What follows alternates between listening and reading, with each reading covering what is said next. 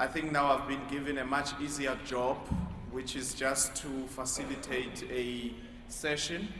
I think we've had excellent speech from both the Minister of Finance and also Tshepo, and they've reflected on the need for long-term capital and long-term investing. We thought that it would be inappropriate to come into Africa without giving you a flavor of practical ways of investing on the African continent. We've decided just to pick on two sectors. So we're going to have the former CEO of Ecobank, Mr. Arnold Ekpe, who would reflect on what it takes to build a Pan-African business. He built Ecobank into 32 African countries. And then we'll have Mr. Tshepo Mahloele, who will reflect on infrastructure investing on the African continent, obviously taking into account the ESG issues and so on, long-term funding and so on. And then we'll wrap up with Mr. Ebrima from the African Development Bank, who would give a much broader perspective, because I think in 1 hour we'll not be able to cover all the key sectors that needs to be covered.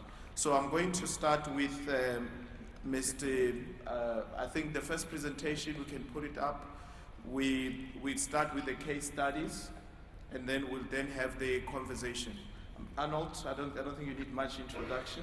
I would appreciate though if you can reflect as to why you left your cozy job and come to Africa to build a Pan-African bank.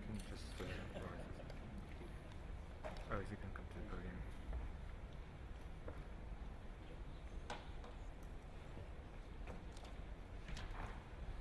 podium. Good morning, ladies and gentlemen. My name is Arnold Ekpe, and up till the 31st of December last year, I was the Chief Executive of the Ecobank Group. After that date, I became the former Chief Executive of the Ecobank Group.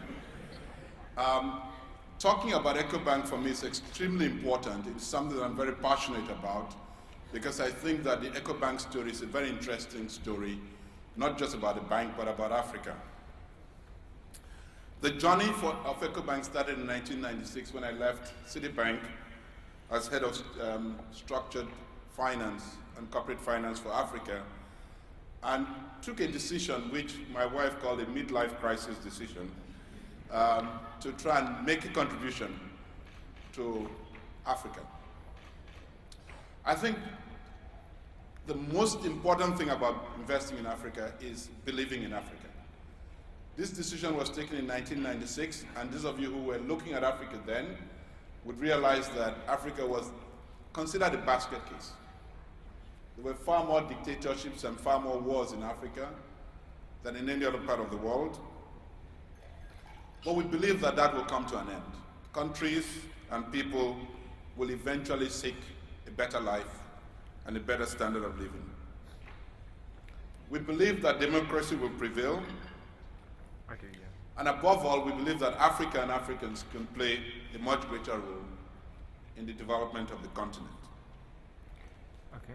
Now, this is not speaking with hindsight, this is speaking with the belief that we had then, and that could have been right or wrong, but we felt that the burden of history and the lessons we've learned were such that we're more likely to be right than wrong. And building on that, we took the view that the starting point of whatever we wanted to do in Africa was to make a difference. You don't make a difference by being located in one country. Ecobank is actually headquartered in Togo. And some of you might ask, why Togo? The reason is very simple, that Togo doesn't have any corporate or personal taxes, which is very good for people like us when we work there. It had exchange control exemptions, and it gave us the status of an international institution, which was quite necessary for us to undertake our Pan-African strategy. But there were challenges. Infrastructure was very, very poor. We didn't have the people. John had said earlier that there's been a reversal of the brain drain. In fact, at that point, it was the opposite. There were more Africans leaving Africa than they were coming back. Exchange control was extremely severe.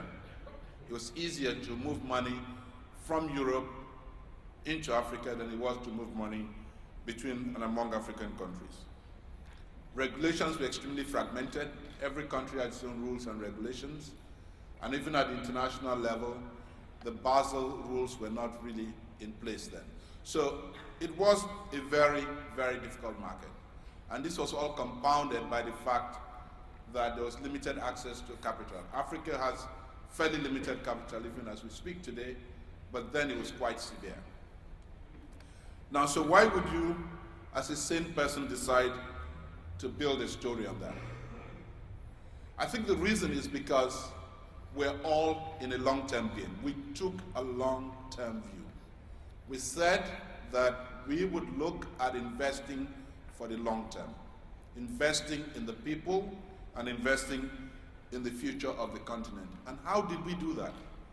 And the first thing we did was to try and build resilience into our operating model. We used technology, common technology across all the platforms, systems and processes. Luckily, I'd come from Citibank, so I had a background in terms of how this worked, and it was just adapting those models to an African environment. We built a diversified business model, so we're not held hostage or held at risk by a single country event. So if one country went down, we had a few other countries that would hold up the group. Africa at that time was a very risky continent to operate in. So we were diversified geographically, we're diversified in terms of products, and we're diversified in terms of customers. We built a strong local team so that each team, whilst it was part of a group, could operate individually. And each of our operating subsidiaries was locally incorporated, subject to local rules and regulations, and subject to local market conditions. We spent some time on the governance. We insisted that the chairman and the majority of the board would be nationals of the countries in which we operated in. So that would give us a local flavor, which was very important politically and commercially to how the bank operated. So for example, in Ghana, for example, we're seen as a Ghanaian bank. In fact, Ecobank Ghana is a subsidiary of a regional banking group. It's not strictly speaking a Ghanaian bank, but it does have a Ghanaian face. The board of directors of ETI, the parent company, for example, consists of 10 nationalities. I think that's probably one of the most diversified boards anywhere on the continent. The management team, the senior management team, was drawn from 14 African nationalities. So the objective and the intention was to build a local bank, but at the same time build a regional bank. We had all the advantages of a regional structure and all the advantages of a local structure. Now, what does that mean in practice? In other words, we said Ecobank would operate as one bank. If you took an employee from Ghana to Kenya, he could literally sit down at his desk and get on to work, because the standards, the policies, the systems were pretty much the same. The same computers, the same risk management framework, same policies, and we found out that allowed us a lot of flexibility. So we also built into our structure the system where all the senior management within the group were required to be rotated into various countries. And many of them have operated in 3 to 4 countries over a 12 to 15 year span. I think that has done for Ecobank, at least to my knowledge, giving us a group of Pan-African bankers that does not exist anywhere in the private sector outside of perhaps the South African institutions that are expanding into the rest of Africa. You would only find that in institutions such as Unilever, Guinness, Heineken and Co. But in terms of an African institution, we were pioneers in doing this, starting way back in the 1990s. Now, there's certain lessons to be drawn from the experience in Ecobank. The first was, you have to embed a group philosophy. A philosophy that says that if you're South African, or you're Kenyan, or you're Nigerian, or you're Ghanaian, you're an African, you're a Pan-African asset, and you're available to operate across the continent, and you're required to know the continent as if it was one. Clearly, Africa is not one. It's 54 or 55 countries, depending on how you want to look at it. But what was important was that we found a system, an approach that allowed us to build a bank across those various countries. Second aspect, which I think was very important, was building strong governance. Some of you may have seen some news about Ecobank recently, but that should not detract from the fundamental of the group, which is that it has a very strong platform, very diversified platform, and a workforce that's probably one of the most diversified and most exposed to African knowledge and African risk. Now, the challenge often in Africa, and I think the challenge often for African institutions, is sustainability. And a lot has been said about this during the course of this morning. But I think sustainability is not an event. It's a process that evolves over time. It's a process that has to be grounded on the belief that you're taking a long-term view.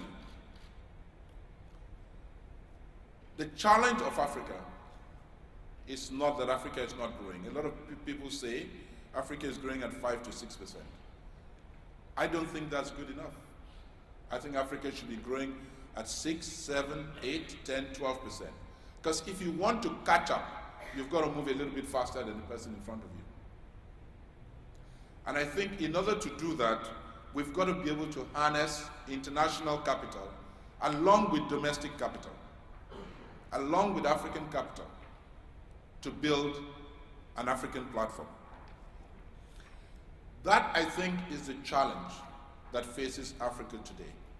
For too long, African institutions have looked purely to international capital. We believe that Africa needs to do both.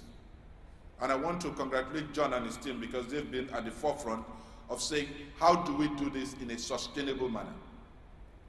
And I think the challenge of doing it in a sustainable manner is what is occupying me post-retirement. How do we build African platforms? Most African countries are extremely small. Africa has the largest number of landlocked countries in the world, 14. Many of them are extremely, they're not sustainable in my opinion. I lived in Togo for 12 and a half years as the chief executive of the Ecobank Group. Togo is a country of 5 million people, 6 billion GDP. But next door to Togo is Ghana. Next door to Togo is Cote d'Ivoire. Next door to Togo is Nigeria.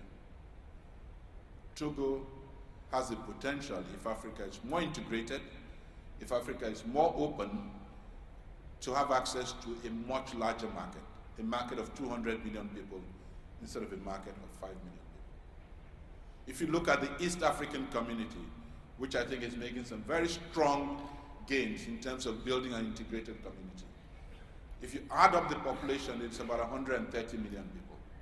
That's not too far off from the population of Nigeria. So by coming together, they make themselves a much more attractive market for both domestic and for international investors. So one of the things we try to do, and one of the things I'm trying to do, is to say, how do we build African platforms? How do we bring Africa together in a way that allows us to make Africa a more attractive market to foreign investors, to foreign companies? And I think there are different ways of doing that. I think the pension fund industry should look at how they can access this market in a very disciplined and a very profitable manner. Africa remains the most profitable market, in spite of what they say. We've never had a problem with remitting dividends out of any country. In spite of what is said, we've never really shut down a country because there's been a civil disturbance. We're in Mali, we're the second largest bank in Mali. We're in Cote d'Ivoire, we're the second largest bank in Cote d'Ivoire. We're in Chad, we're the largest bank in Chad. We have continued to operate in those markets in spite of the negative news. Please do not be deceived. If there's a problem in South Sudan, it does not affect Senegal. They're so far apart. But I think there's a tendency to look at Africa as a country. It's not a country. It's a continent of 54 countries. So if I can leave a message as part of the lesson of building Ecobank over the last 12 to 15 years into easily the most geographically diversified banking group in Africa, and probably the largest in what I define as Middle Africa, which is Sub-Saharan Africa excluding South Africa, I think you have to take a long-term view. You have to look at Africa beyond the news. You have to look at the real Africa. You have to deal with institutions and persons who understand the continent, not from what they read in the papers, but because they are on the ground, who've walked the streets of Kigali, who've walked the streets of Entebbe or Kampala, Lagos, Ouagadougou, Dakar, Guinea-Conakry, Bamako. If you talk to those people, if you deal with those people, you get a very different story about Africa, and you get a very positive story about Africa. Thank you very much.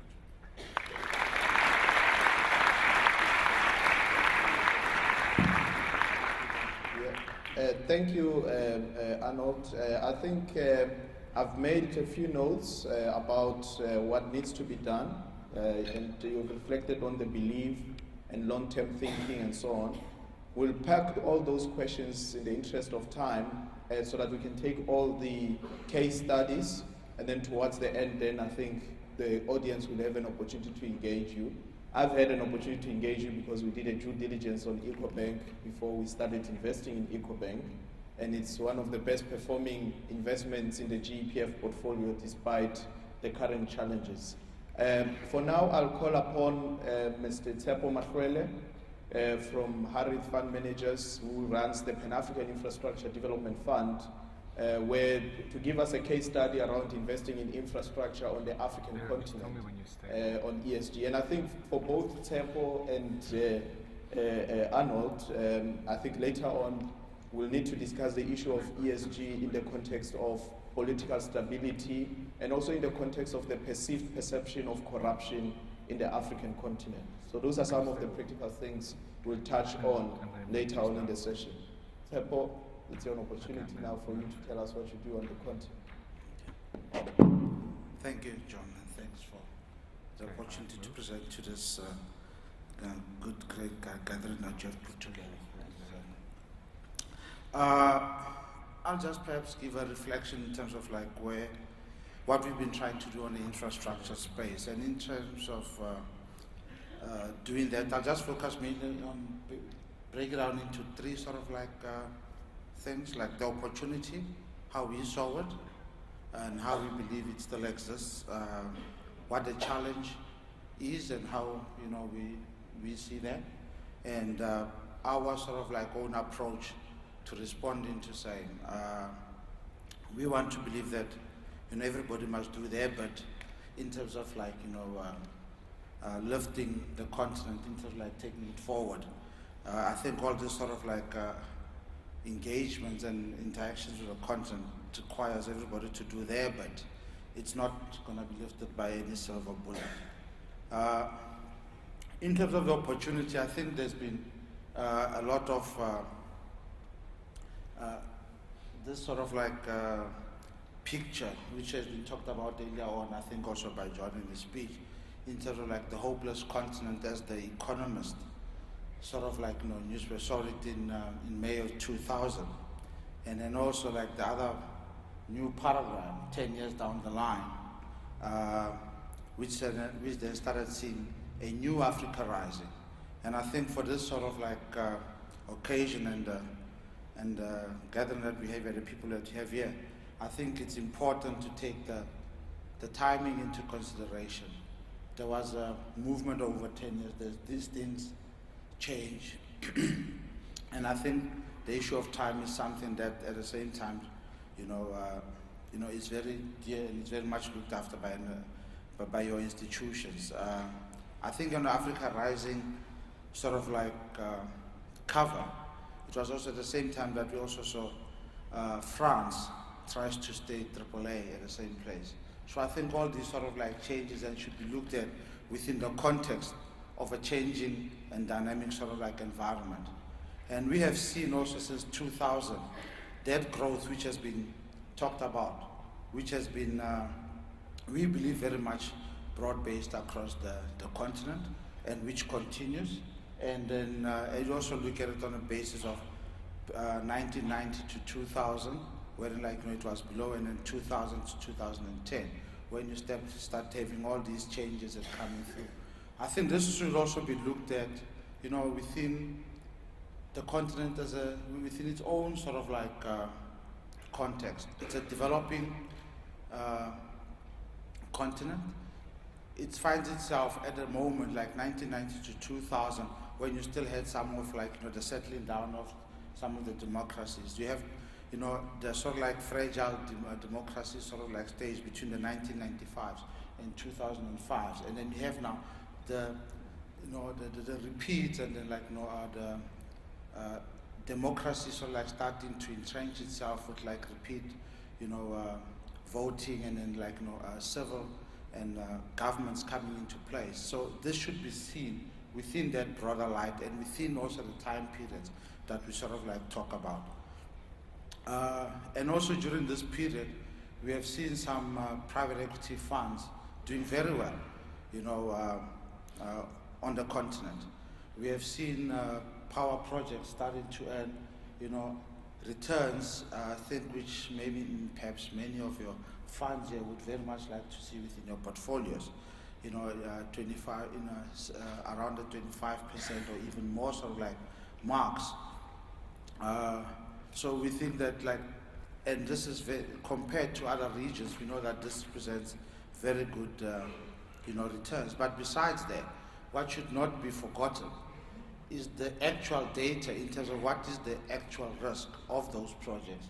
And I think data which I will allude to later on just show that perhaps, and the truth is, African projects are not as risky as perhaps they are made out to be. Then that's what the actual data shows. I think earlier on, I think there was a comment about that people know what they want. I think Africans also know what they want. And if you look at this sort of like slide, which tracks the period when a survey was done between 1999 and 2001 as to, what Africans were looking for, I think 1991 and 2001, and again 2008, 2001, it was the whole issue of incomes and poverty. But that must be influenced by something else. And after that, it was health, I think, because people were still dying in the early 90s and stuff like that, and there were whole issues. Africa was seen as a place of famine and death. But what we have now seen in the 2008, 2009 sort of like period is Africans themselves, African households, saying that they want infrastructure, a whole 20% of them saying that. And what do African businesses, want? And also, this is also very much instructive as to the needs and the people's appreciation of what they want. Electricity, which is part of the infrastructure space, ranked number 1. And second was access to finance. And I think which Arnold alluded to. There is still very much two of the most two major constraints that African businesses see going forward. Again, this slide with the graph on the right showing the amount of average days by which there's power outages occurring in the particular countries. And I think as one panelist, like I heard last week, say, the most expensive electricity is the one you do not have. And this sort of shows in that regard, because had this sort of gap, once you start filling this gap, then you will start seeing I think even from a South African perspective, you know, had we not had some of like the power challenges we had, we could have increased our, you know, growth by an additional 2 to 3 percentage points. And where's this sort of like capital going to come from, especially for infrastructure? This sort of slide shows globally where capital comes from, which looks at infrastructure. And I think 52% at least of that, which is the major part of this, you know, comes from private sector pension funds, public pension funds. Africa does not have foundations or endowment plans. So therefore, this space tends to be like very much filled, especially private sector pension fund, and the first two sort of like, it tends to be very much filled by development finance institutions.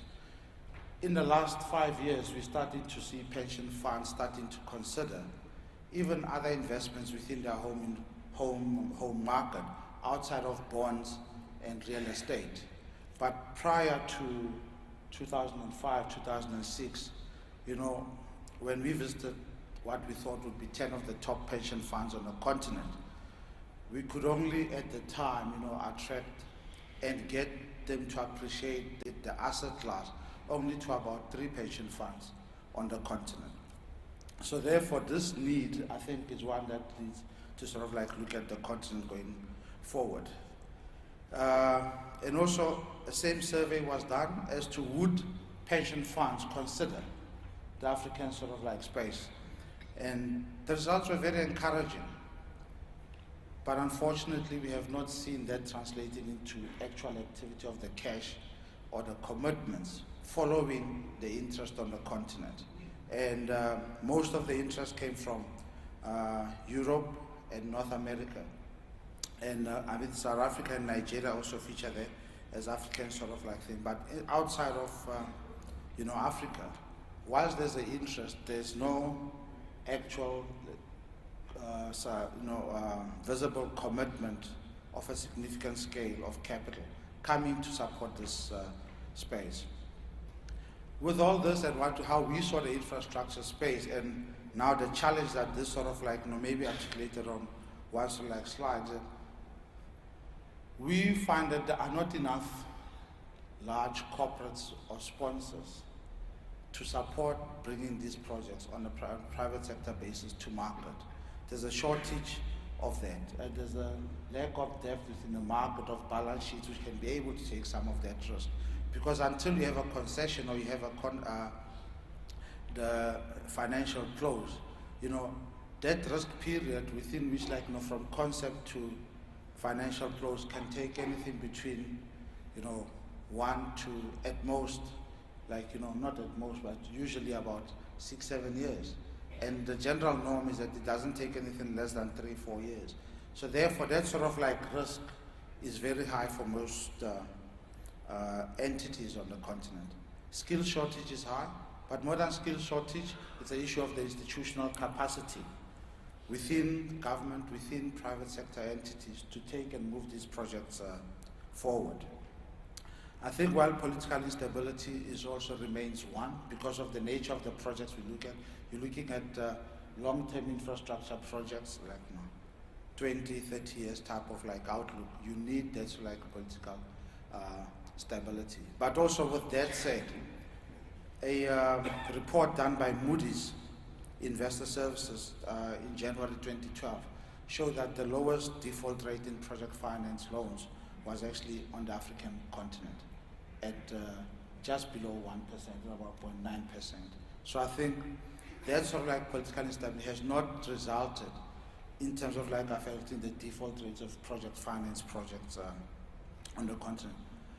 As a platform, how have we responded to this infrastructure challenge? How do we do that? And we have looked at what we have as a platform. I like the use of the word platform by Arnold. In terms of like what we are and what we have and how can we take this forward, and the partnerships that we have around it. And we're trying to develop a premier platform of investors who can take a long-term view on the continent. Currently, it's mostly DFIs who are, you know, very active in terms of like, you know, the financing of infrastructure on the continent. And we're starting to see the donor groups sort of like coming into place in terms of how they structure their commitment to supporting infrastructure. Alongside this, we look at strong sponsors, corporates and developers, and then try to create a whole community of people who can look at the continent in a very sustainable manner going forward as a club. We have been, I want to believe, fairly successful in terms of doing this in the past 6-7 years, with projects from Tunisia airport to power projects in Kenya to undersea cables in West Africa. And it's not that these have not been without their challenges. And with even those challenges, our portfolio is still very much, nothing has as yet been written off. There's been the impairment of value in about 2 of those, but the rest of the portfolio picks those up. But with all those sort of like challenges, there isn't as yet a project that we have totally had to walk away and lose our money off. But the challenges have been there, but overall the portfolio has done very well in terms of that type of approach. And this is very much, I think, supported by the type of approach that we take to projects that we do across. And also from a sponsor origin point of view, you can see they are all over the world, also from some of the emerging economies who are now very much, I think, at home with the type of environment that Africa presents at the moment. As at last, sort of like, we have now increased our portfolio and footprint across the continent, having also acquired a debt private equity fund, with exposure to over 23 countries managed out of London. So thereby expanding our footprint and portfolio across the whole continent. How we have managed the risk? A strong, very environmental, social and governance ethos in terms of for the past 4 years, we've been producing a report which shows the development impact of our projects. And also to know that 90% of all our projects that I showed in the previous slide were all greenfields or brownfields projects. We look at quality sponsors that we engage with across the globe, the teams that we have built up within Harith, and also the teams that we tend to supporting those local managers within those economies, with a portfolio spread across the entire continent, from East, West, and Southern Africa and North Africa for that matter. And also, we also look at strong partners with MOUs having development projects having developed to the likes of GE, and also having committed to President Obama. I had to throw in that picture. And having committed to President Obama, Power Africa initiative, of which Harith and Outreach, which is within our portfolio,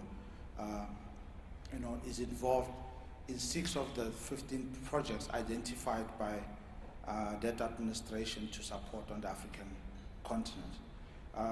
And I think that's basically a heading of how we have tried to respond to the infrastructure challenge on the continent. And thanks, John.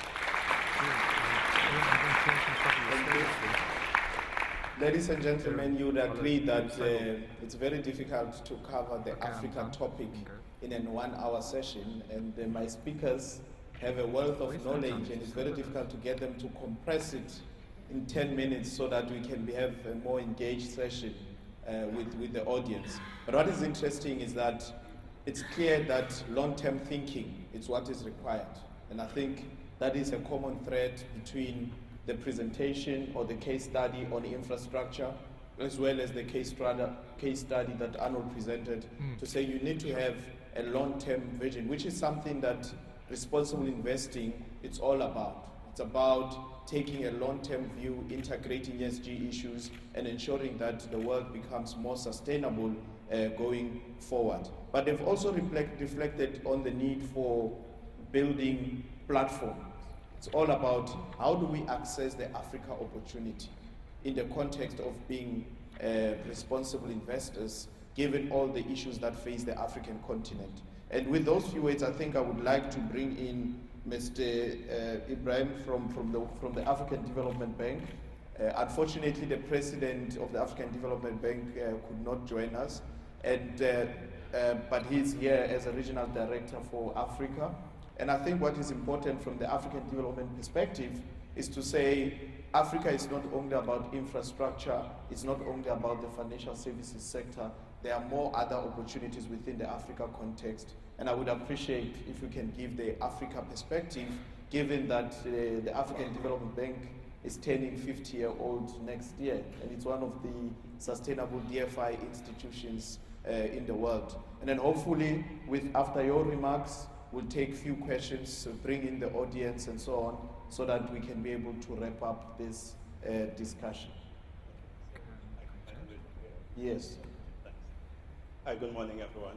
I think Arnold and Tshepo have actually covered a lot of the terrain, so I can try to be brief. But just to give you a perspective about Africa, I think Tshepo's graphics from The Economist was actually quite revealing. But think of Africa in the year 2000, where real GDP was about $600 billion. Think of Africa in 2009, GDP was $2.2 trillion. And in real terms, what that meant was that we have actually doubled in real terms the continent's GDP. Only 2 other countries have done that in the last 15 years, and that's India and China, and we all know the story around that. But also, when you think even actually historically, you go back to the UK and the Industrial Revolution, it actually took them 150 years to do that. So really, I mean, it's a real transformation that is taking place. But what we are not seeing at the level of the bank is that growth really filtering to the broader population of Africa in terms of reducing poverty. So in talking about taking a long-term view, we have a long-term view, which is our long-term strategy that is anchored by 2 objectives. One is inclusive growth. And by inclusive growth, we're talking about the quality of the growth now. We're not talking about headline growth. And secondly, a growth that is underpinned by transitioning, and I'm very careful about the word transitioning, towards greener growth, because it's not something that's going to happen overnight. We realize that clearly because of cost and effectiveness issues. But we're transitioning towards green growth, and a lot of the projects now that both Arnold and Tshepo have been involved in are now towards greener projects all over the continent. The 5 pillars around that, 2 of them have been spoken about. One is infrastructure, which is most of our portfolio, about 60% of our portfolio is in infrastructure. But we cover 4 other pillars, the main one being what the bank was really set up to promote in the continent, which is regional integration. And to be able to really talk about growth that is responsible and sustainable in the continent, you must be able to generate trade, and regional integration and infrastructure becomes a vehicle for doing that. But supporting those 2 pillars, both regional integration and infrastructure, our other 3 pillars. One is governance, the whole issue of economic governance. How do you develop our countries to have better economic governance, and therefore to provide better confidence to investors that their funds are being used responsibly. Then the other issue is the whole issue around private sector development. How do you bring in the private sector and generate really value added? In most of our countries, we're operating at the lowest rung of the value chain. We just produce raw materials and then export them, rather than really developing a whole value chain around that. Finally, the whole issue of skills. A lot of speakers this morning have spoken to the potential demographic dividends that the continent could reap from the youthful population. But without skills, it's a nightmare. We've seen what happened around the Arab Spring, and it's still ongoing. So I think those are the 5 pillars that we try to think of when we talk about a long-term view. And talking about the platform now, where we can use to actually see this happen.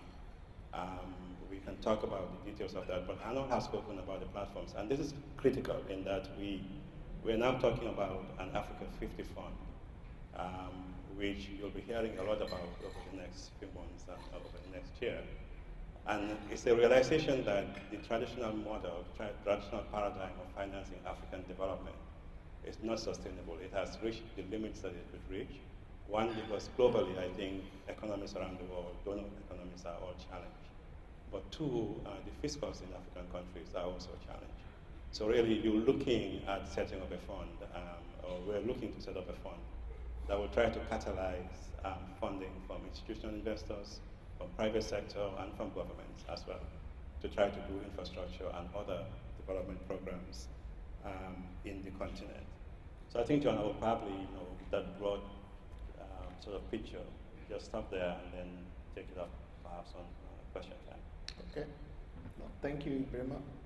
Ladies and gentlemen, we've tried to give a broad perspective, and I'm sure you're sitting in the audience and you're asking yourself, are we at a PRI in-person event? Aren't we supposed to discuss ESG issues and so on?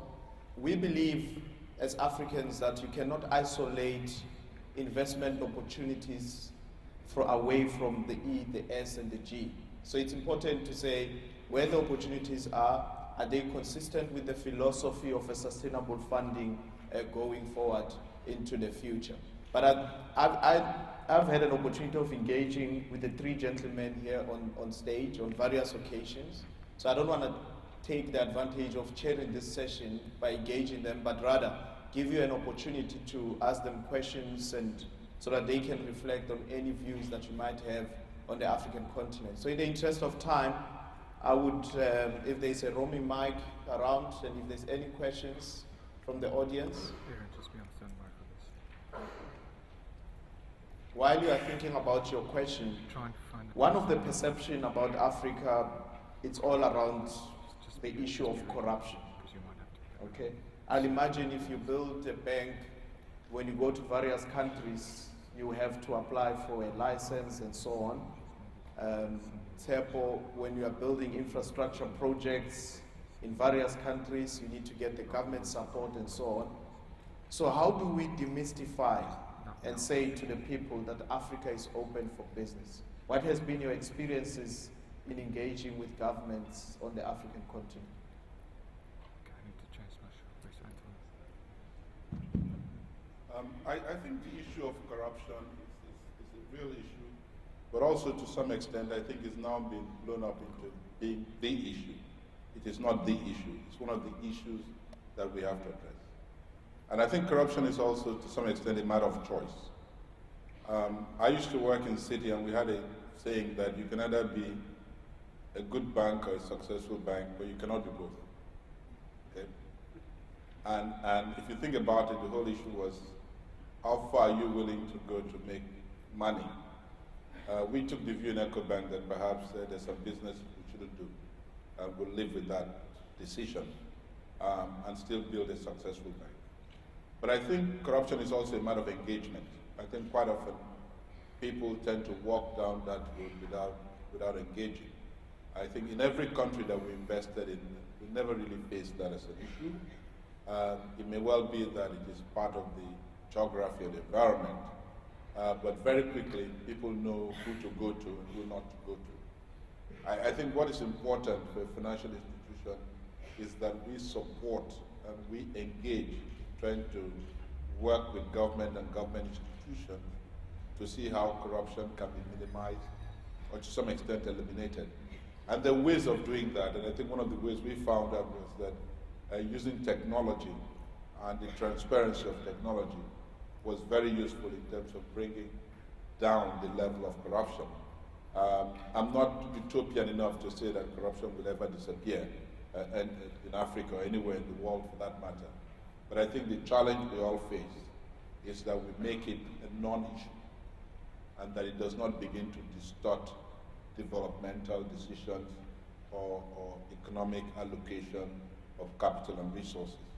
And I think that also is, in my opinion, something that can be achieved.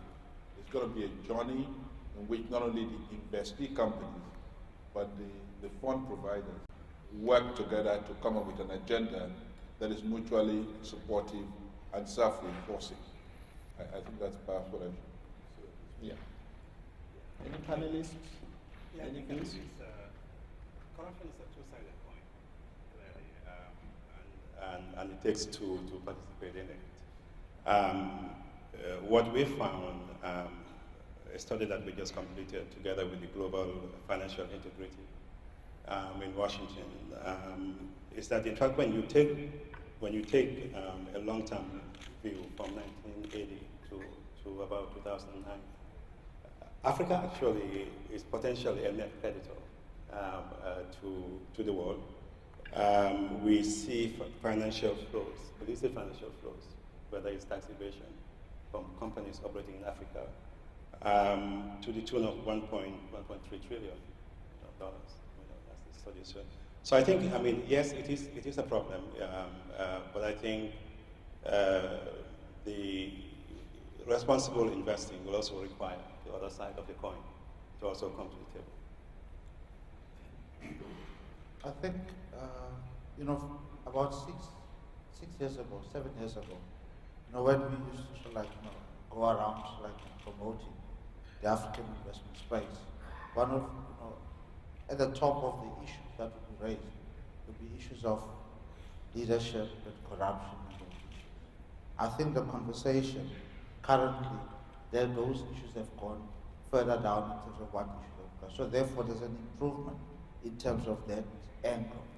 But the other way of dealing with it, I think what we have done within our space is by the nature of the partnerships that we put together. The type of partnerships which do not tolerate that type of behavior. But also, I think from an African growth point of view and the African institutional growth point of view, I should also distinguish between the issue of governance and corruption. And the issue of governance as it's growing and as it's evolving.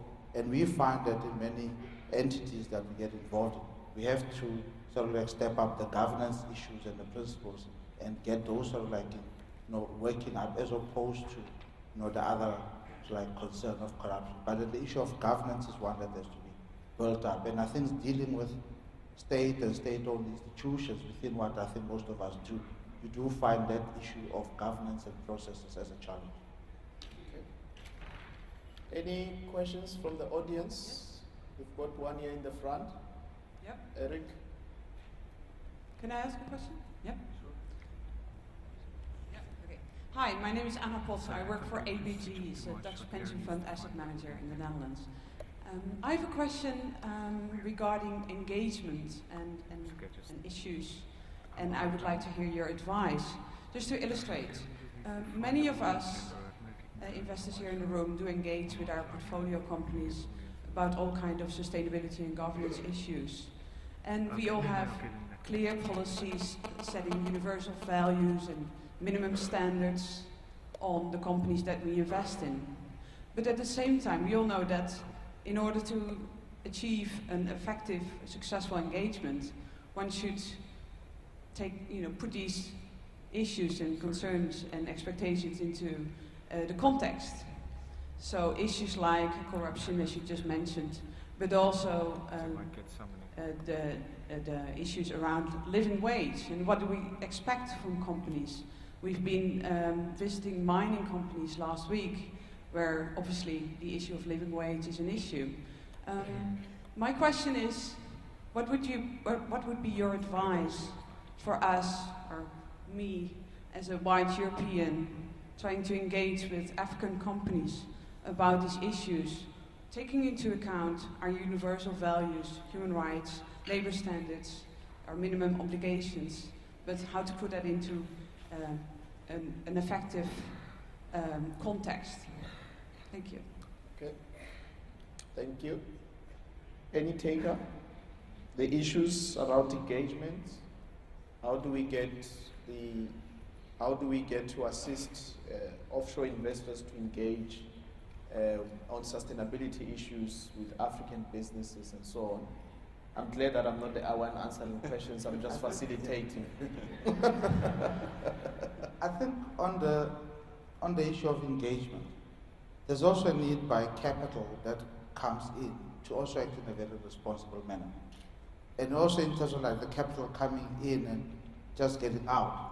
I think where in the past couple of years we've seen capital wanting to be in and out of the continent within a period of 4 or 5 years. That means that it leaves very little behind in terms of institutions, in terms of capacity, or in terms of balance sheets within those economies that can then go on and prosper on themselves. So therefore there needs to be that conscious decision to partner with local, to leave something behind within those economies that you are going to engage with. And I think that in itself will start leading to the creation of capacity and institutions within countries that can be more sustainable. Okay, we can take further questions. I think the other thing that was reflected earlier on in the discussions was to say, how can Africa capital itself be mobilized to invest in the continent? Because I can imagine as a GEPF, if I were to make an investment in Brazil, for example, we've got no expertise about Brazil. I would rather invest alongside a Brazilian pension fund because they would understand the Brazilian market better. So I think the critical thing is to say, is the regulatory framework within the African continent sufficient enough to mobilize African capital so that that can inspire confidence and attract capital from elsewhere in the world? It's just a thought. Maybe we can reflect on later on. Eric? Yes, African continent is so well known for its natural resources, and so it's really two questions. If we are in a period of softer prices for energy and mining, how much of an impact does that have on some of the projects and some of the work that you're all doing? And some of the more striking problems with ESG have been in those sectors, and if we are in a period of softer and more difficult, more challenging commodity prices, what's the view of your participants and the challenges, particularly with ESG going forward? Can I say that in addition to that question, whoever that's going to answer it, can we also reflect as to whether is Africa just a resource story or there's something outside it? Maybe Ebrima? Maybe start with the last point you raised. No, I don't think Africa is just a resource story. I mean, when you decompose the growth that's taken place over the last 10 years, only about 1/3 of that has been resources. It's better governance that has happened over better institutions that have taken place. Agriculture, clearly, is a resource that we don't also think when we talk about natural resources. But I think you're right. I think we have focused, there are legacy issues around minerals in terms of the contracts that were negotiated in the past, etc. We at the bank have been providing, through the Africa Legal Support Facility, support to countries to renegotiate or to negotiate better deals going forward, where you have more beneficiations taking place and more sort of transformation taking place around the mineral industry. Yesterday, we actually introduced that Africa Legal Support Facility as a full department within the bank now, where we can help countries develop the whole chain process around that. Yeah. I think also... Can I just come in, not so much on the resource issue, but at the point of this. I think that if you look at what is happening in Africa, the challenge has to be how you engage African capital into what's going on in Africa. And I think one of the areas that we've been working on since I left Ecobank was to see how we could bring more African capital into investment in Africa, also taking into account the ESG implications of that, and investing in that as well. So we set up what we call the Africa Strategic Impact Fund, and the objective really was to, as you see, most investments in Africa are usually headquartered outside of Africa. And we've moved the headquarters into Africa. We've focused primarily on African capital, and we've imposed the same international standards of governance, ESG, on those investments. I think one of the points Ebrima made, which is very interesting, is that the level of African capital outside of Africa needs to be encouraged, is significant and needs to be encouraged to come back into Africa. And there's significant ports of capital in South Africa, in Nigeria, in Egypt, perhaps Egypt is not a very good example currently, maybe Morocco. And if we can bring this together, along with international capital, then I think the impact will be quite significant.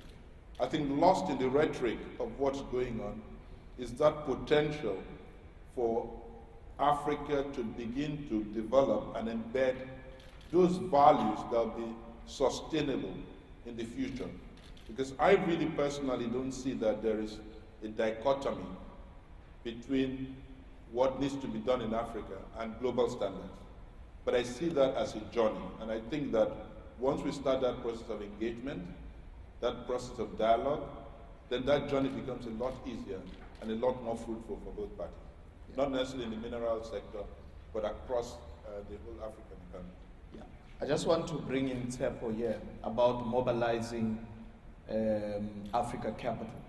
The Pan-African Infrastructure Development Fund was significantly backed by Africa capital. In fact, the GEPF put about $250 million into the PRI-DF1. But I would like you to reflect as to say, how come we failed to match that type of commitment with capital from outside Africa? And whether those barriers have been overcome now, or whether those challenges are still there in terms of the perception of opportunities that exist on the continent. I think, if you, as I always try to pen out, 2006 was a very different time to 2013. But I think 2008 also came with its own challenges. But with regards to, a focus on the continent, a commitment by long-term capital to the continent, I think that has been very slow. What we have seen, as much as we have seen some of the resource companies come there, but we've also seen a growth in other sectors. We've seen capital coming from corporates are leading the field. The whole issue of urbanization and the youth and the growth of cities, I think that is one stream that is sort of having companies coming forward. However, long-term capital on the continent is still very much in its development stage. I think it's only now that, in the last year or two, that the Nigerian pension fund industry is looking at what it can do, but still very much focused, within investing within, their own economy. We still not seen many pension funds investing outside of their home territories, except through maybe also bonds and real estate, and that is a challenge. But we have seen 5 years ago, Botswana Pension Fund wouldn't look outside of Botswana and OECD countries. However, now they have made a commitment to investing within the region. So I think it's a continuous growth story. It's one which will continue, albeit it's very at a snail's pace. There needs to be much more. I think also a better articulation of the risk and rewards story about the African continent in terms of the articulation of the story going out. Perhaps it's not the reality which is experienced by the capital which is here on the continent right now. Okay, thank you. One more question. I think there was a question at the back. My view, I'm calling the fingers from Satal. My view is that as long as we are not having punitive measures against those found within corruption or doing corruption, corruption is still going to be an order of the day. And corruption does not only kill the confidence of the investors, but it also having negative impact in investment, and is also negative. People of South Africa, especially the poor of the poorest, they feel that the reason that South Africa cannot create jobs via international investments is because of the corruption itself. In a country like ours, you find that a person is found and you just say, sorry, I won't do it again. And that's it. That is not good. And nobody will stop corruption if it continues that way. Thank you. Okay, thank you for the remarks. I think we've dealt adequately around the issue of corruption in various remarks. Any other question?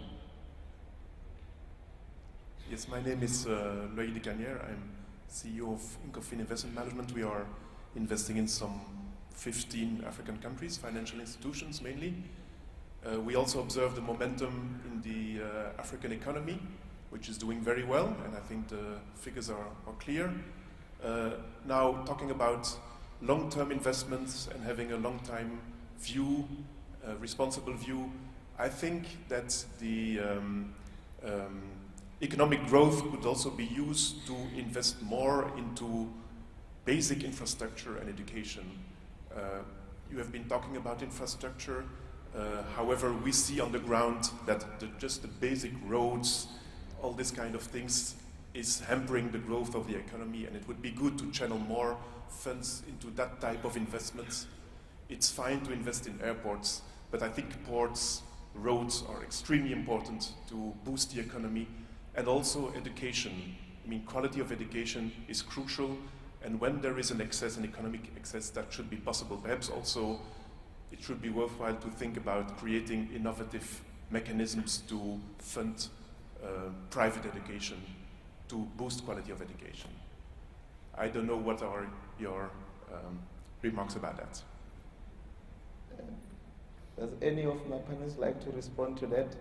What I do know from the GEPF is that we've invested in roads, and you must ask around the question about e-toll. South Africans are so excited about it. Any comments from my... Okay, I'll take it, I guess. No, but look, the difference, as we've been saying all along, is that African leadership itself has changed. And at the continental level, through the PIDA projects, Africa has prioritized what it considers transformative projects. And I think between power and between energy and transport, they take up to about 60% of the 60% of the investment that is planned. So I think transport is clearly all modes of transport, not just airport, but roads, rails especially, in terms of moving heavy trade items.